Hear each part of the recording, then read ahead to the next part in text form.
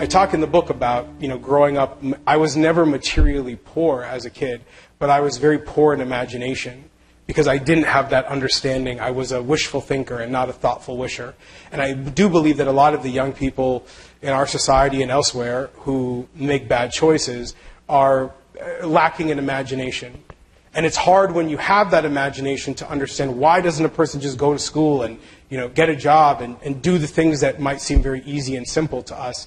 But depending on what their life experience has been up till that point, they literally might just not have the imagination or the capacity to aspire to get to where we would like them to be as young people.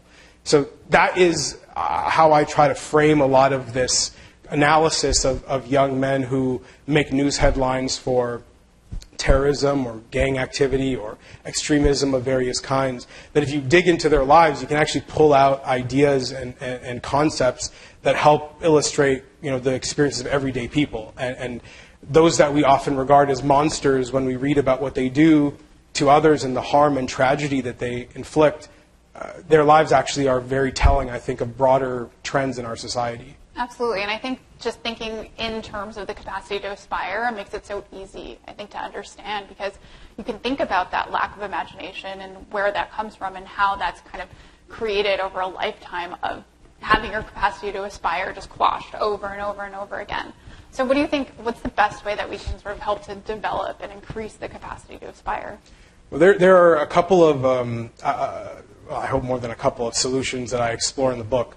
But there are two in particular that I want to highlight.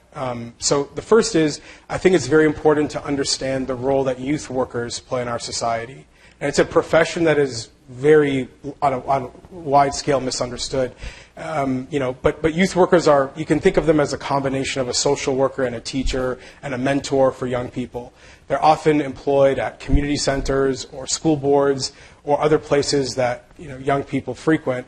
But their job is to look for those that are on the margins, those who are maybe skipping school or they don't have a job or they're unhappy at in their home life, and to engage those young people in the places that they do show up. So at a basketball court or a soccer field or at the shopping mall.